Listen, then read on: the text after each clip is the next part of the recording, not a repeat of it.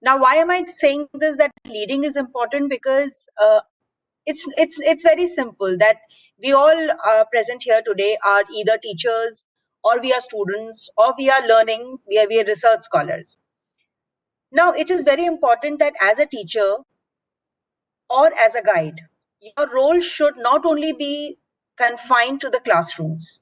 And it is very important that we should take this teaching and learning in a very different manner. So, this workshop is touching many issues which are very much applicable on uh, getting yourself into a better academician, along with getting yourself as a better academic leader. So today I'll be taking a session on student-centered learning, which is popularly known as SCL. Now, student-centered learning is a very, let me tell you, it is a very vague term. Few academicians and few educationists do not allow this term because it kind of breaks the general pedagogy which is going on in the entire world, and it takes a lot of effort for the teacher as well as for the institution to handle this kind of learning. So let us today have a detailed view, a detailed learning of what is student-centered learning and why is it important, why is it different from the normal kind of learning, and what are the advantages and disadvantages of this kind of learning, and how can we cope up with the present scenario of education.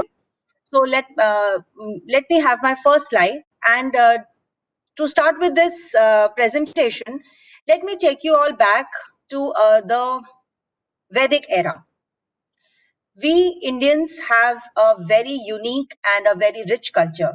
And we all know that pedagogy on the Indian subcontinent, it has a long tradition and it is very unique. In ancient times, we had a very different pedagogy, very different education system, which was substantially very different from all the other cultures which were prevailing in the on the earth, in the world. We all know that the early education was done in the gurukuls. So the Vedic school, the gurukuls, which were actually, guru means the teacher and kul is the house. So it was actually done in the guru's house, where children, they studied under the supervision of a guru. And these gurukuls, they were located in a place which was very far off from the city. It was not that the students, they were using they were being at home and they were going to school and they were coming back. No, it was not that. They had to stay at the guru's house. It was far from the city, so they didn't have any connections because there were no phones, there were no immediate connections. And generally these gurukuls, they were either in some jungle or on a hill or on a mountain, where they lived there very ascetically. Now, they studied. What did they do in the Gurukul? So they studied apart from the religion. The religion was a very important teaching which was being done in the Gurukuls. And in the religion, there were Vedas, there were Vedantas, and there were the 6 systems of Indian philosophy which were very important for everyone to know. So apart from religion, they used to study mathematics, which was very important. Why? Because mathematics is a subject which is used in your day-to-day life. Then they used to study science, which again is a very important topic, because that helps you understand about living beings, about the non-living beings, about the earth, about the geography, about ourselves. Along with that, they used to learn literature, along with art and music. So we can just imagine that a whole education was being given to the students who were studying in the Gurukuls in ancient times in the Indian culture. And the fact that children were all the same, they all were treated same, and there was no external influence. By external influence, what I mean to say is that they were not allowed to meet their parents, they were not allowed to go out of the gurukuls, they were only allowed to stay there for whatever time their education was required to finish. And that means it was very important that they could focus on the knowledge imparted. So what is being done in the hostels today is let me tell you, a little refined form of what was happening there. Now, the beauty of the environment. Why were they situated in jungles or hills or mountains? Because it was very important for them to understand the importance of the environment. And until unless a person feels the environment, the beauty of the environment, the importance of the environment. You cannot teach the environmental studies as a subject which is done nowadays, where children, they just mug up the things. It has been just narrated, they mug up, and that's all. They're gone. They just give exam, they pass, they get number, and it's all gone. And the moment they go home, they are again using plastics, they are again throwing garbage, they are again doing every harm to the environment they can. So the beauty of the environment played a very important role in the Gurukuls, and the beauty of nature was the first conscious aesthetic impression of the students. So students used to live this nature, and once they started living this nature, they started uh, preaching this nature. They started having an importance of this nature in their own self.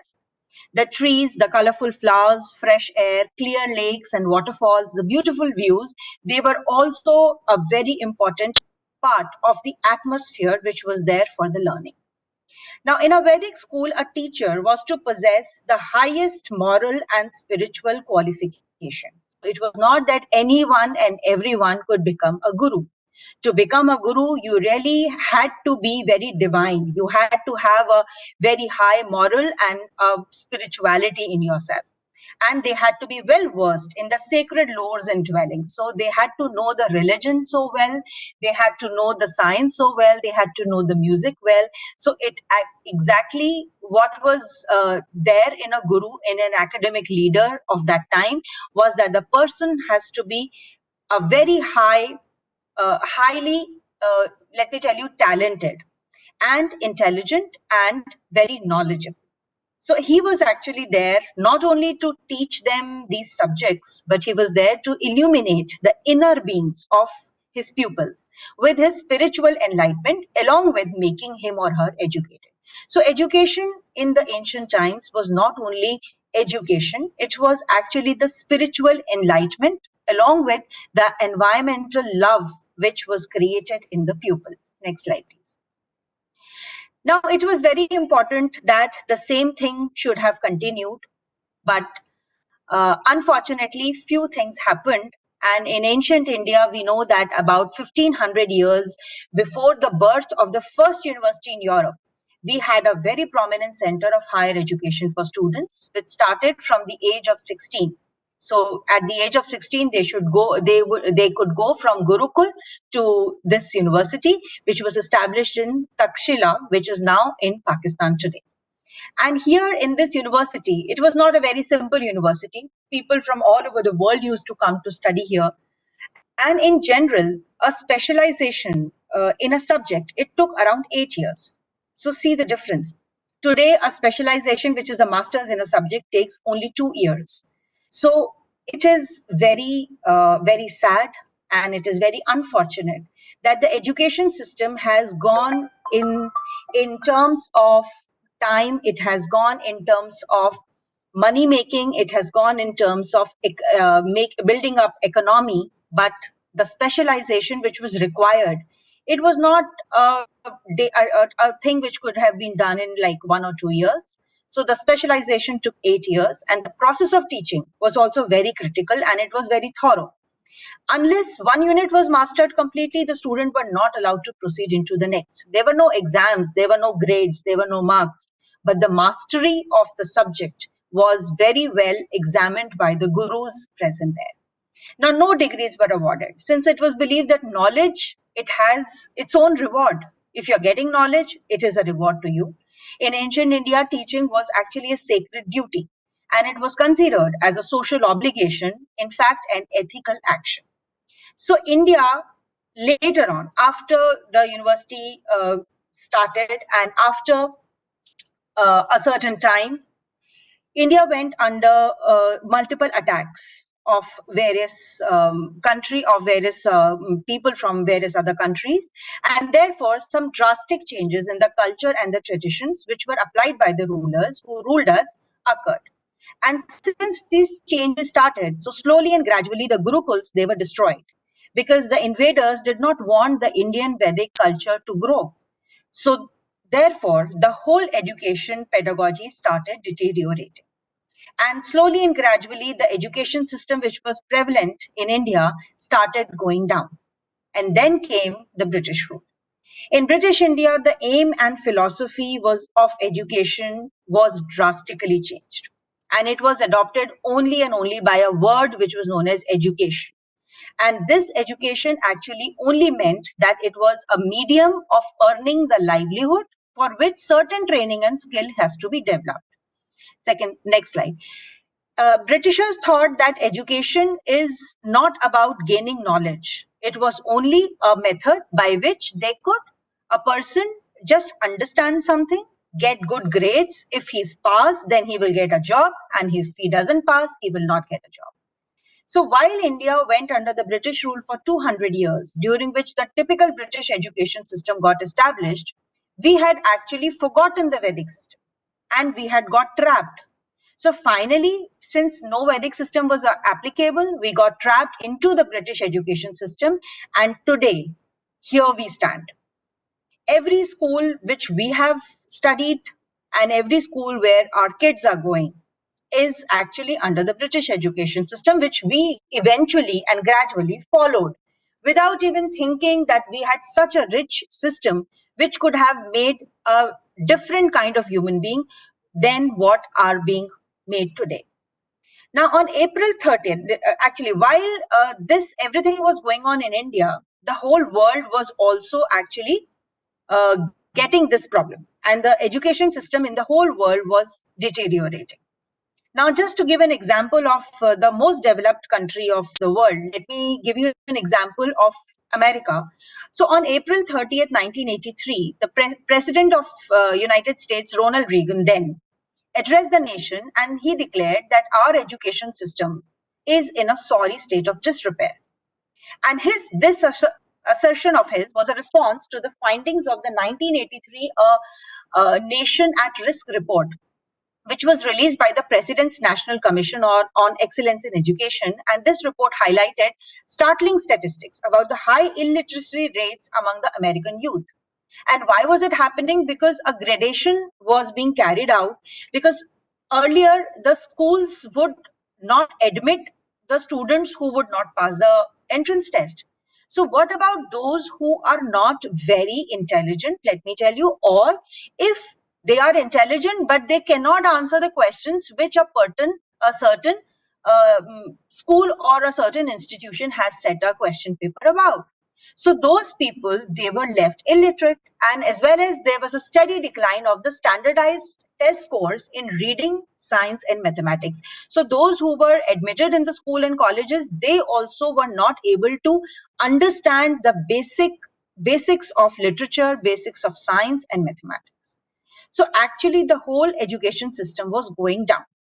Now, since the release of A Nation at Risk, this report, the narrative that the world's public education system is broken and it should be fixed, it became loud. So there was a need, there was a voice against this, and the whole world saw a major decline in the quality of the education system. Next slide. So the problem was going on in the whole world, not only India, but the whole world was facing the same problem.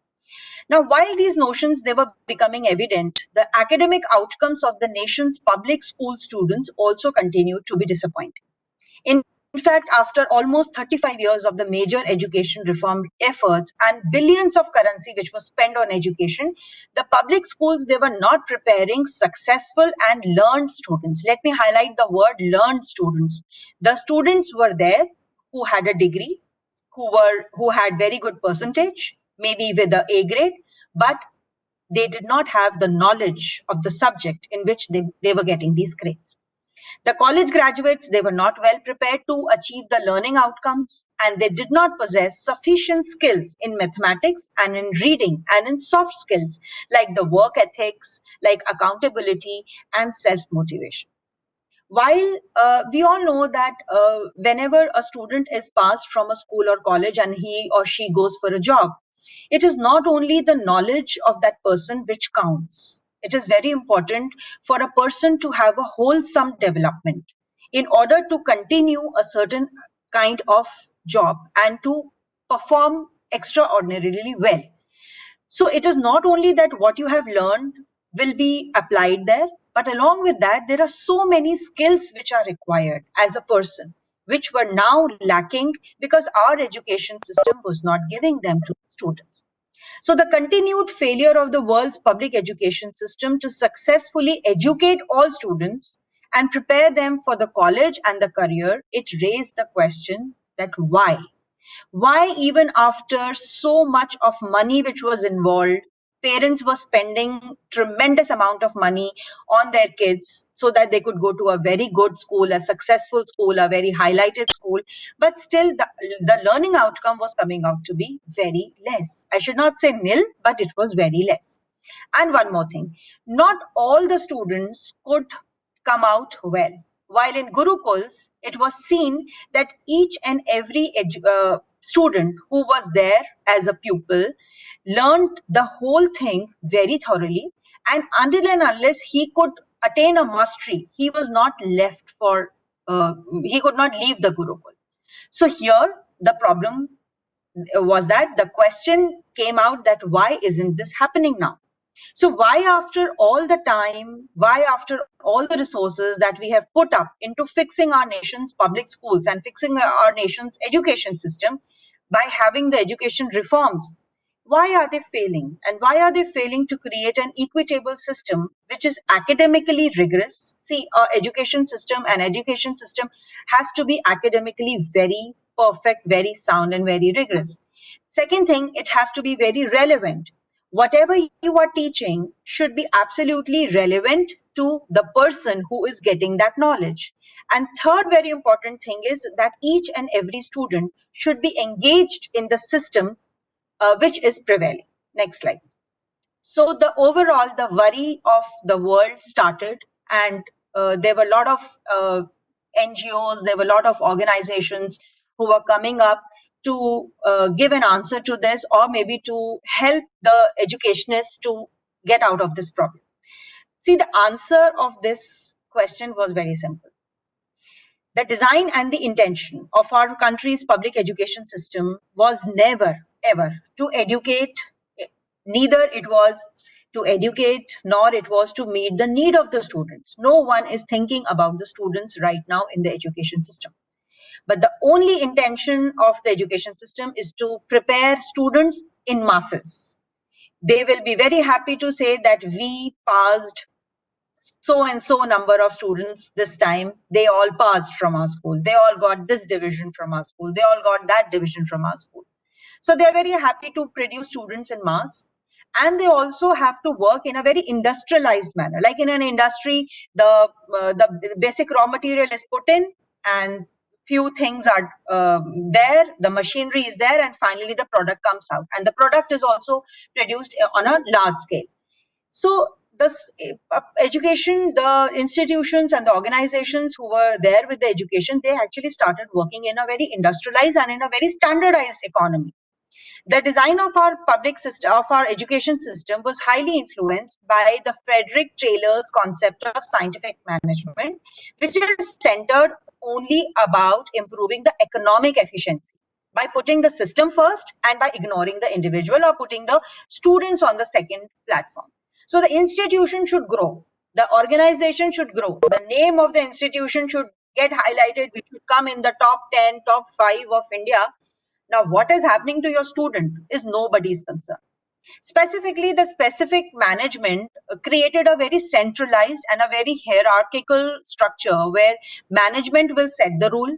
They will set the procedure for the workers to follow. So the teachers, if they want to do something else, they are not allowed to. Why? Because the management has said that no, you have to work like this only. Now, this made the job of the management very simple.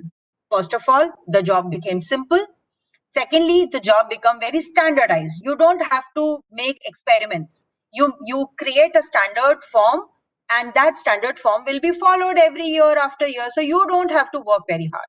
And the productivity is very optimum. It is very optimized. So finally, what are you doing is that you are creating a quality, but you are creating a quantity, but there is actually no quality.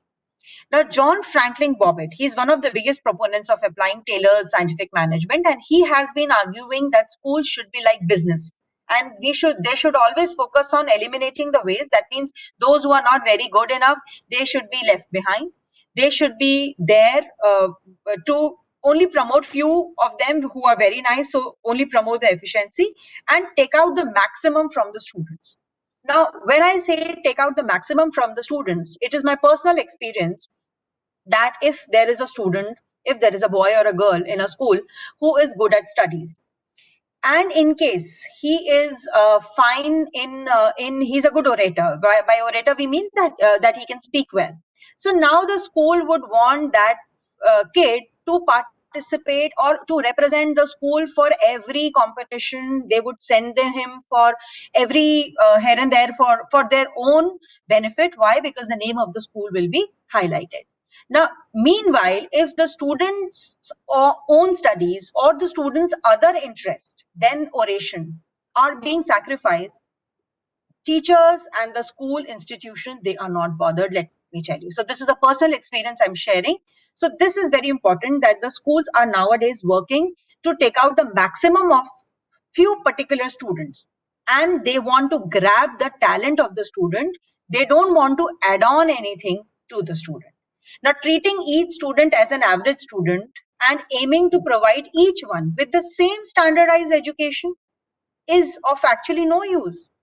If we are talking about a very simple math problem in a very simple way, or maybe we are talking about a math problem in a complicated way, and we think that no, we have, our school has set up the standard of this level, and we are not bothered about the students who are below average or average who are not able to understand.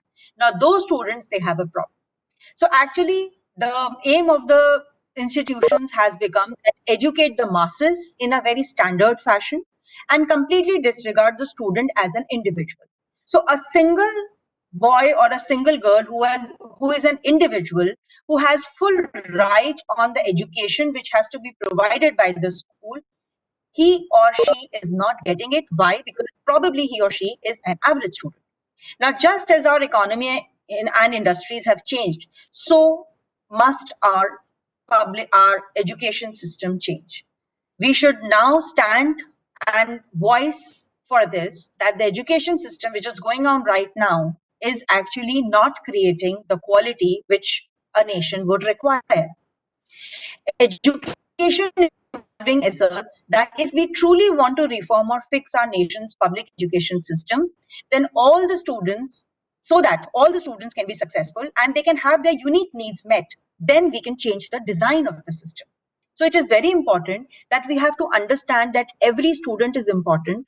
Every student should be given his right of education, and therefore there should be a change in the design of the system which is going on. Now, instead of maintaining the current adult-centered hierarchical structure where students are actually only the receivers of a predetermined set of knowledge, the books, they are already set, the course is already set, the language is already set. Now, this set language is available for all the 50 students of the class. Now, can I ask a question here that are all the 50 students equal in their mental level, in their backgrounds, in their cultures, in their abilities, in their interests? No. So it is very important that we should redesign the model and the system of the schools, keeping the students at the center. And when we say that the students are actually at the center, it is a time to design a system which will take into account students' interests, one, the learning styles, two, the cultural identity of an individual, three, life experiences, the background life of the person, four, and lastly, the personal challenges. It's not important that whatever a teacher is teaching from a particular book is understandable by all the 50 students of the same class, because all the 50 students, they are not the same. They might have different interests, they might have different style of grabbing or learning, they might have a different culture from which they are coming, so it might be difficult for them to understand. They might have had some personal life experiences because of which they are not able to understand the pattern in which you are teaching, but they are forced to do it because the institutions, they are all giving a very standard kind of education. So now it is time to design a system which not only sets all students for success, each and every student should be successful. That should be the motto of any institution. And the education should be such that it is equitable and it meets each and every student's individual needs. Now, when we talk about this kind of a model or system, this is what we call as the student-centered learning, which is also known as SCL. Next slide. Now, student-centered learning is very different from what is right now going on in the institutions. So right now, we have another term which is being used for the present system, education system, and that is called as teacher-centered learning. So teacher-centered learning and student-centered learning are very different things. And the SCL is based on the needs, it is based on the abilities, it is based on the interest, on the learning style of the student. And here, the teacher is not only a teacher, the teacher is actually a facilitator. He or she will help and facilitate to whatever children want to know. Next slide. Now, here the teacher is not only there to become a director or just come, stand in the class and just narrate a certain or maybe read a chapter, and every student has to understand. And it is their ultimate responsibility to understand it. So the term SCL, it refers to a wide variety of educational programs, learning experiences, instructional approaches, and academic support strategies that are intended to address the needs, interests, aspirations, as I told, cultural backgrounds of the individual students. And to have this goal achieved, the schools, teachers, the guidance counselors, and all the other educational specialists, they should apply a wide variety of educational methods, from modifying the assignments and instructional strategies, which are usually very standardized in all the systems, to entirely redesigning the ways in which the students, they can be grouped and they can be taught in a school. Next slide.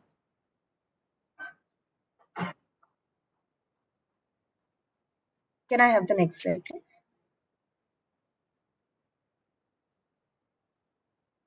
Okay, so there is a question which probably all of you must have some time or the other registered in your mind. And the question is that, okay, I think that was a wrong slide. Just a second. I'll check mine. Just a minute. Sorry for this.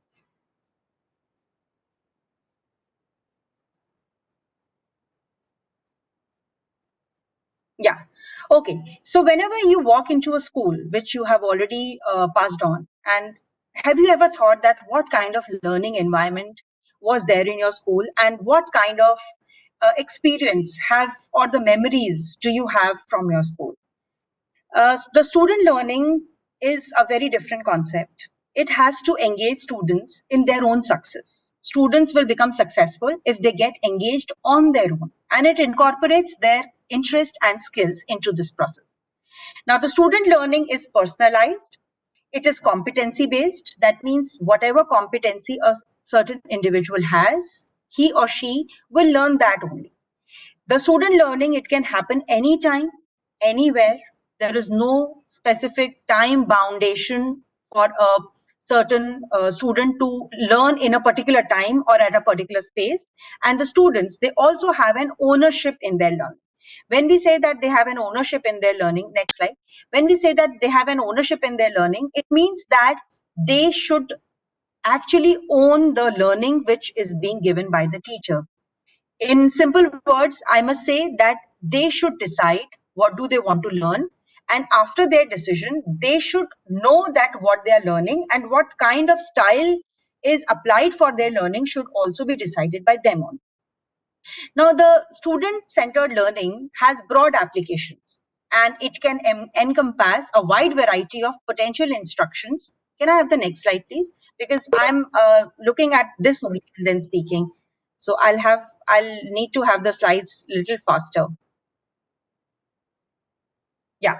So the student learning has broad implications, and the term may encompass a wide variety of potential instructional strategies and academic programs. For example, some educators, they use the word personalized learning for the student learning. And when it is about personalized learning, they get a misconcept of tuitions.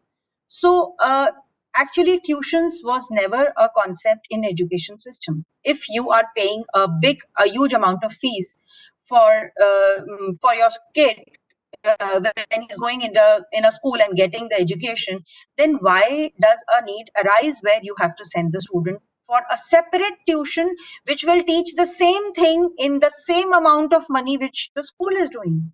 I don't understand the concept.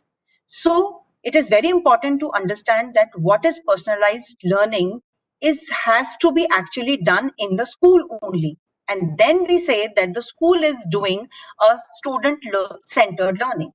So it is very important to investigate that how the term is used and what is it referring to. Next slide.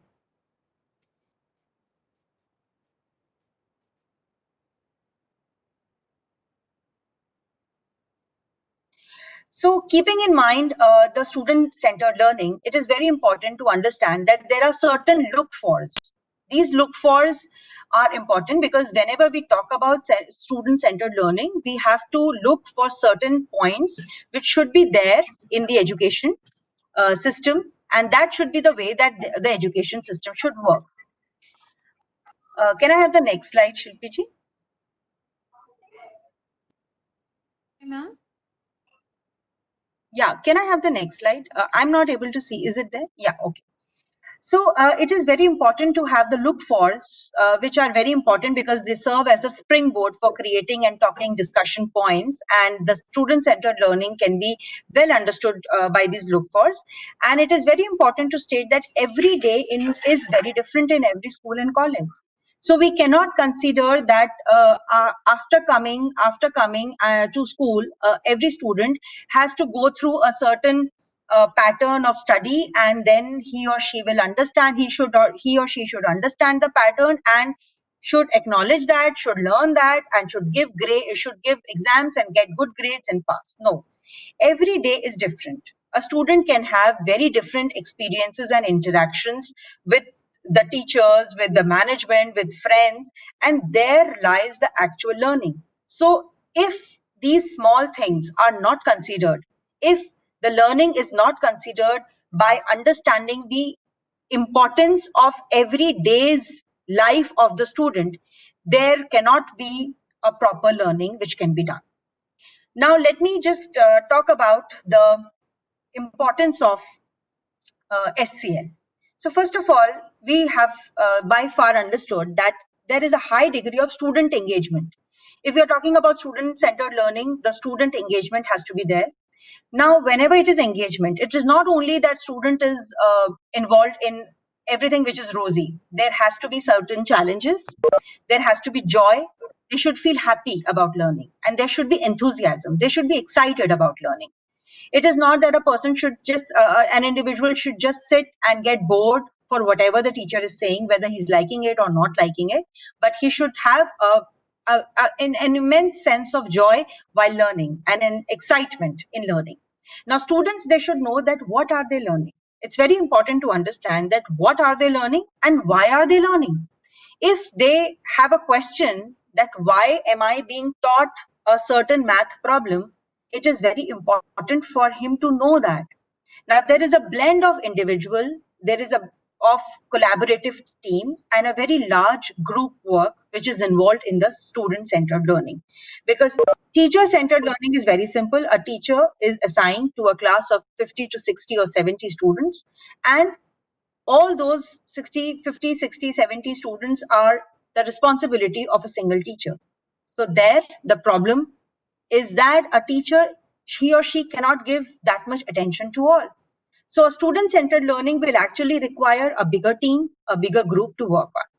Now students, they can use the personalized technology to produce as well as consume. It is very standard that a certain school is following this standard method of education. It is simple and it is absolutely set. No, it is not allowed in schools in India that the students, they can get their own methods by which they can say that, yes, I want to learn by this method or this style or this technology. And if they want to get learned from that from the school, then they don't have a choice. So they have to do whatever the school is planning for them. Now, the students, they will have an opportunity to work at their own pace. It is not important that every student can understand the same chapter in one day. If an intelligent, by intelligent, I don't say that the other children are not intelligent. I say that if one individual has more grasping power, then it is not important that the other also has. The other one might be good in art, he might be good in music, but he might not be good in math. So that doesn't mean that the same math problem has to be taught to all. So whatever I have been talking till now has been actually summarized in this slide. So I'm not reading down this. So what we are talking about are the look fors, which are very important in the student-centered learning and which have to be worked together. Can we have the next slide? Now, the student-centered learning is actually very simple. It is the motto of this SCL is to create an environment to facilitate student ownership. When I say student ownership, that means the student should own his or her learning. He should know what am I doing, and the problem uh, which is being taught or which is being made learned to him should be his own. The student should himself or herself ask for the same. And what should be encouraged is a low class structure. The class structure should not be a huge class structure, because then it is very difficult for the student to feel very comfortable. There should be a high learner dialogue. When I say high learner dialogue, it means that the learners should speak more than the teacher. There should be a respect for a variety of viewpoints. It is, as a teacher, I've been teaching since 20 years now, and I've had an experience in my classroom that whenever I start a topic, and if there are many type of students. That's what we are talking about. So it is not that every student will agree to whatever I'm teaching. So there are certain students, and I really admire and I'm proud of those students, and I always give them time. They would ask me hell lot of questions out of that topic. They would want that, why is it happening, why not, if that would have happened, how will it happen in this manner only, is there any other form by which it can happen? Yes. So there should be respect. So many teachers I've heard that they don't like when the students, they ask a lot of questions, and they want them to understand whatever they are telling them. So it is very wrong. This is not the typical SCL which we are talking about. This is the typical TCL which we are talking about, which is teacher centered learning. Teacher has to decide what she or he will teach. Teacher has to decide the method of teaching. Teacher has to define the style of the teaching. So there should be a respect for the variety of viewpoints. There might be a viewpoint of the learner which is more good and applicable than the teacher, because at a certain time we don't call ourselves teacher, we call ourselves students only, because we are also learning while I'm attending this workshop, while I'm attending any webinar.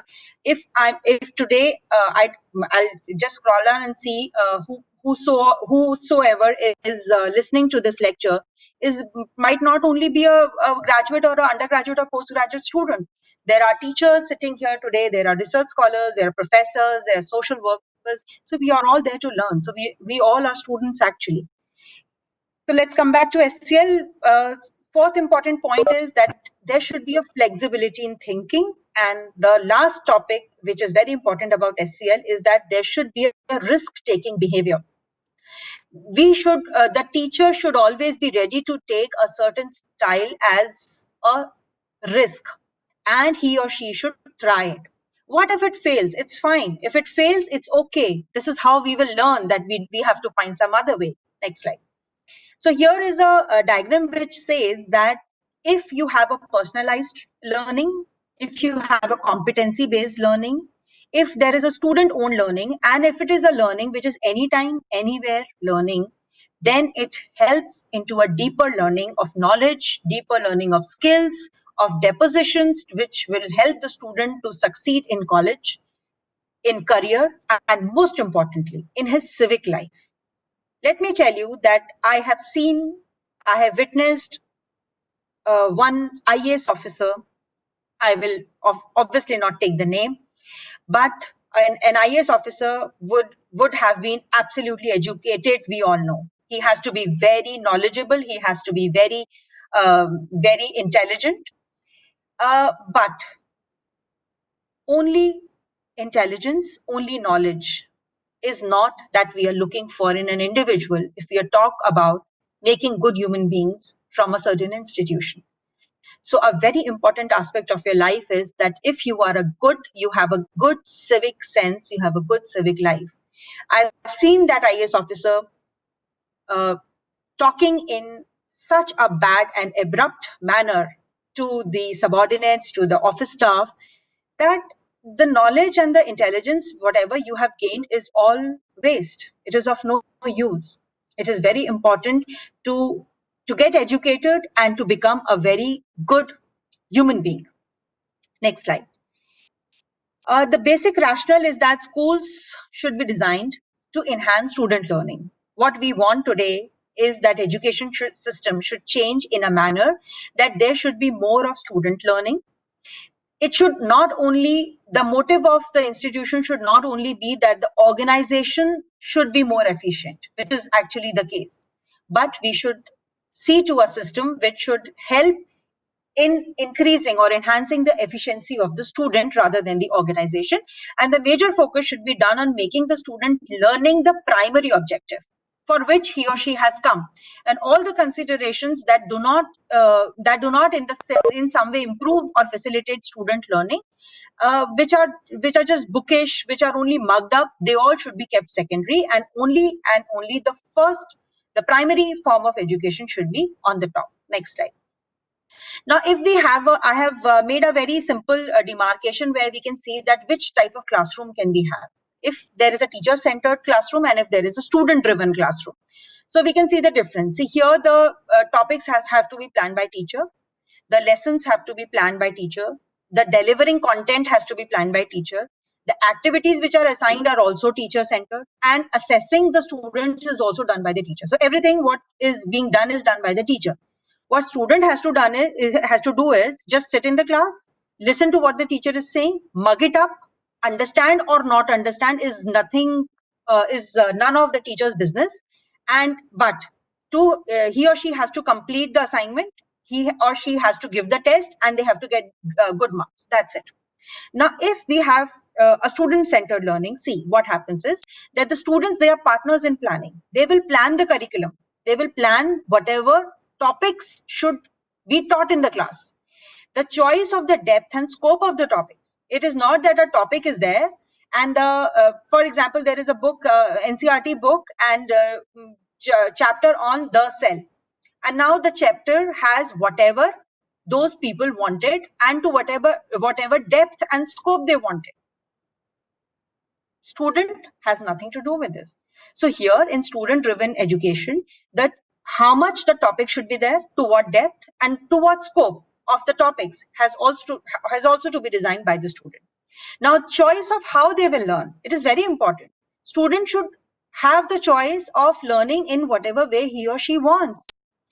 It's very important that they take the responsibility to learn. It is not that teacher has to assign them the activities and they have to do it. No, the students in a SCL plan their own assignments and they take the responsibility that I will learn in such a manner.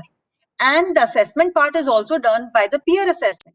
They will exchange their copies, they both will check each other's answers, and then they will know and let the partner know that here the problem was there. Of course, there is a teacher who is facilitating. It's not that it's all happening without a teacher, but let the students do it on their own. And let me tell you, by the end of this presentation, we would be so confident that the student-centered learning, it can create wonders in the education system, because here the student comes out to be so confident in whatever he has learned. Next slide. Now, it's very important. It's very important to know that the educational decisions are just a second.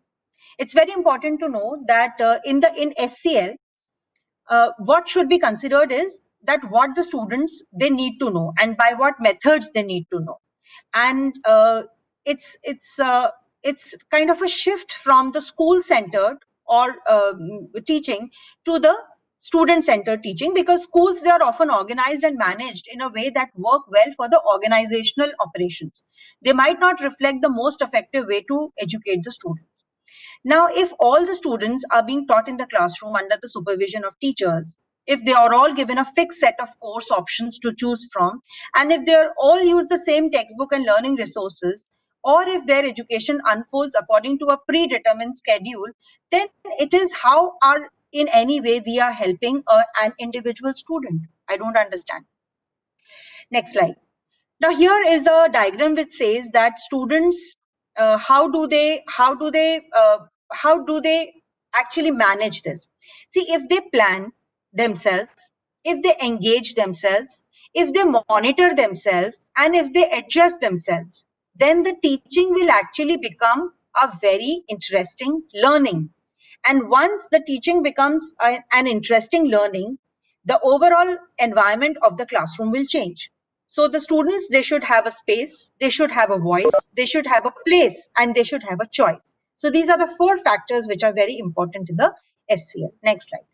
Now in this diagram, we can see that in the teacher-centered learning, the information from the teacher is passed on to a group of students, and along with that, family and community is also teaching you some specific notions. You should do this, you should do that, this is wrong, this is bad, and that's it. Now the student's mind is absolutely confused. Everyone is just telling, no one is listening. So the student is only to listen and not to speak. While in the other diagram, we can say that there is no monologue, there is a dialogue, there is a multi-log, where you can see that teachers, family, community, individuals, they are all sharing their information.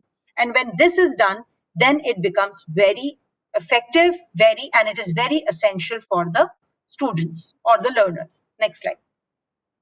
Now, the teacher-centered education, it refers to the learning situations in which the teacher will have the whole control, and teacher will decide when to learn, where to learn, how to learn, and at what pace to learn. Let me tell you that this is a very important point.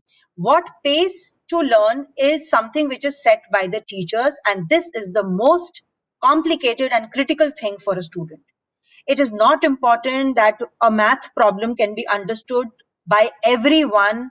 When teacher explains it once, it can be understood by everyone. No, it is not possible. Maybe I don't understand it in 4 times also. But let me tell you that in teacher-centered learning, teachers have a lot of pressures from the management and institutions. They will not allow them to linger on one math problem for 4 periods. No, they will want the course to be completed till this point. Be it fine with the students, be it not fine with the students. If one of the students or 10% of the students are not understanding, the teacher would say, okay, तुम मुझे बाहर आके मिलना, फिर हम अब बाहर classroom के बाहर बात करेंगे. This is not a right method of teaching. In classes that would be considered teacher centered, the teacher will tend to be the most active person in the room. He or she will only do most of the talking, while the students, they will just spend most of their time sitting on the desk, listening, taking notes, giving brief answers, that also only to the questions which the teachers are asking, and completing the assignments and completing the test. And yes, after this, they should get good marks. In addition, in the teacher-centered classrooms, teacher may also decide to teach the students in the way that is easy for the teacher, not the student, which is familiar for the teacher, not the student, and personally preferred by the teacher. Few teachers would say that हम PPT में comfortable नहीं है, हम तो chalk duster method से ही पढ़ाएंगे. Now, why? Because it is all teacher centered. Teacher will decide what he or she has to do. Student has to do nothing with this. Now, that might not work well for some students, or maybe some special technique which a certain institution is used might not be effective for each and every children. So it is very important to understand that all the children are not the same and they have to be treated differently. Next slide. Now, in contrast, when we talk about student-centered learning, it refers to the form of the education, the instruction, where the student opportunities uh, will will be involving the learning activities which students want. They will participate more actively in discussions if there is a group discussion rather than only the teacher is speaking. Now they will design their own learning project. They will explore the topics that will interest them. They will say that ma'am हम कल इस बारे में पढ़ना चाहते हैं या ma'am हमने ये खबर सुनी थी तो हम can we have a discussion on that topic, and so they can contribute to the design of their own course of study. If we want to talk about human system, if we want to talk about say very simple heart, so now this has to be it has to be done according to students. They should have questions, they should have answers also, which teachers should take up and correct them. Yes. Additionally, the student centered instruction is often associated.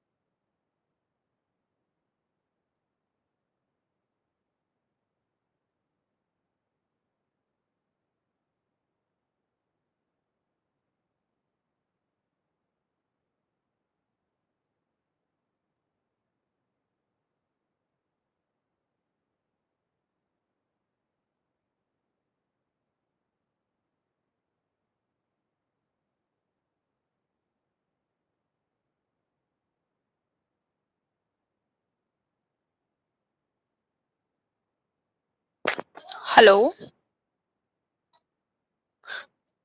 Hello. Yeah, Josna ma'am, are you there? Hello. Yeah, I think it's a network problem.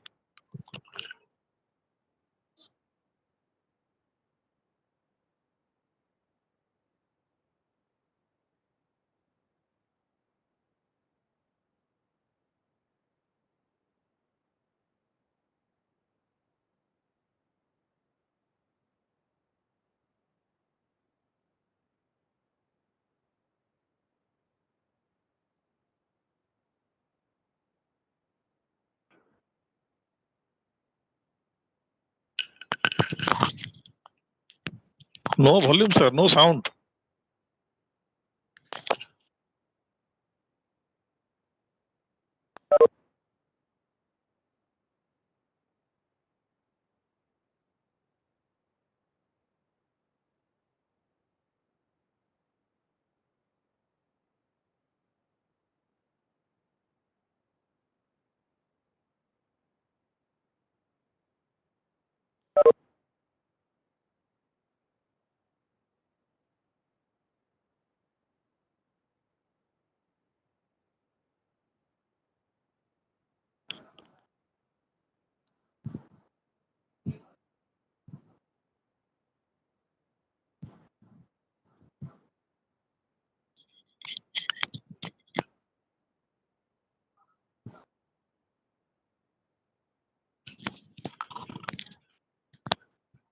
There is no volume at all. Madam is presenting or remaining silent. Yeah, I request to all participants, please be patient. Ma'am is trying to connect again. Okay, There is okay. no technical problem. I just connect her.